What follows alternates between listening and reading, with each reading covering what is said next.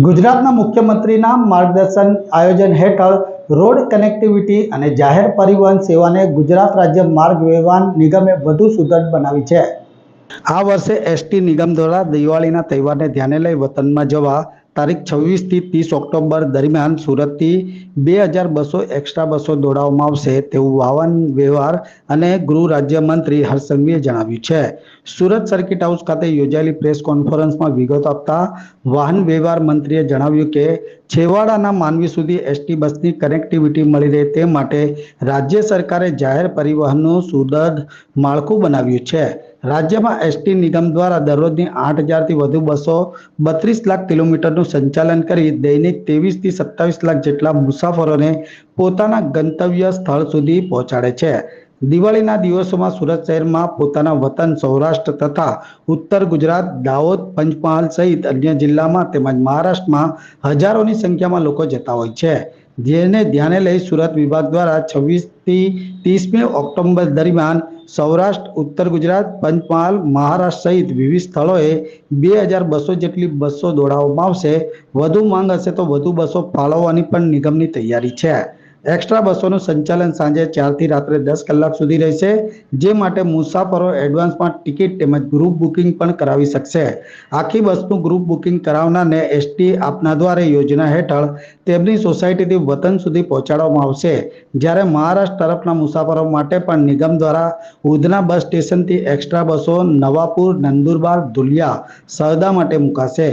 તારીખ 14/9/2024 થી તારીખ 25/10/2024 દરમિયાન એક્સ્ટ્રા બસોનું group booking ST central bus station તેમજ સુરત તેમજ અડાજણ બસ સ્પોટ ખાતેના સુરત સિટી ડિપો તરીકે કરી શકાશે। સાથે સાથે બસોનું advance booking ST central bus station, Adajan, Udhna bus સ્ટેશનનો, Kamrej bus station, Kadodara bus station તેમજ નિગમના તમામ બસ સ્ટેશનો ઉપરાંત સિટી દ્વારા નિમાયેલા બુકિંગ એજન્ટો મોબાઈલ એપ તથા એસટી નિગમની વેબસાઇટ પરથી પણ ઓનલાઈન ટિકિટ બુકિંગ કરાવી શકાશે। વધુમાં ટ્રાફિકના ઘસારાને ધ્યાને લઈ તારીખ 31/10/2024 થી 6/11/2024 લાભ પાંચમ સુધી વડોદરા, અમદાવાદનું એક્સ્ટ્રા બસો સુરત સેન્ટ્રલ બસ સ્ટેશનથી ઉપડશે। આ પ્રેસ કોન્ફરન્સમાં એસટીના વિભાગીય નિયામક પીવી ગુજ્જર, ડીએમઈ જય એન ભાંભરે, સેકન્ડ ડીએમઈ ઓજી સુરતી, ડેપો મેનેજર ભાવેશ પટેલ સહિત મીડિયા કર્મીઓ ઉપસ્થિત રહ્યા હતા। માટે એસટી નિગમ દ્વારા બધી જ પ્રકારે બસોની વ્યવસ્થા કરવા માટેની તૈયારીઓ દર્શાવેલી છે।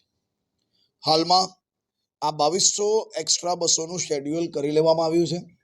એના સિવાય બી ડિમાન્ડ પ્રમાણે વધુ બસો ફાળવવા માટેની સંપૂર્ણ તૈયારીઓ છે।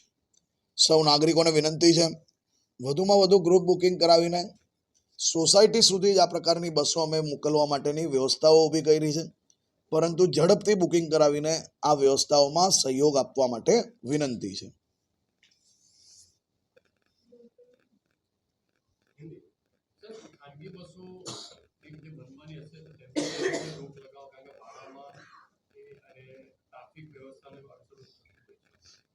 અમે જ સંપૂર્ણ તૈયારીઓ છે, તમારે ખાનગી બસમાં જ જવાની જરૂર નથી ભાઈ।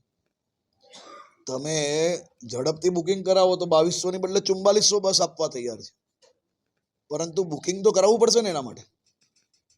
એટલે ઝડપથી બુકિંગ કરાવો અને કોઈ બી પ્રકારની ચિંતા કરવાની જરૂર નથી। સરકાર તમારી જોડે છે અને કોઈએ બી જેટલી વ્યવસ્થાઓ જોઈતી હશે બધી જ વ્યવસ્થાઓ અમે આપવા માટે તૈયાર છે।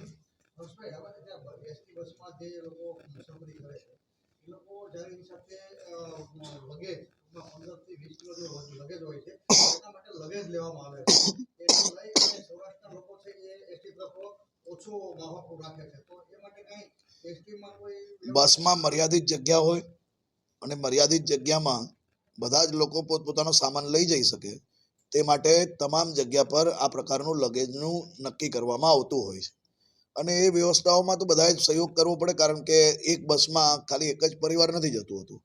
કોઈક આખું ઘર વકરી લઈ જાય તો બીજા બધા પેસેન્જરનો સામાન ક્યાં મૂકવું? એની જે વ્યવસ્થા છે અને નિયમ બધાને વ્યવસ્થાઓ પ્રમાણે જ નિયમ બનાવવામાં આવેલો છે। લોકોની માટે, સેવા માટે જ છે બસ, પરંતુ બધા જ લોકોને સેવા ઉપલબ્ધ સારી રીતે થઈ શકે તે પ્રકારે નિયમ બનાવવામાં આવ્યો છે।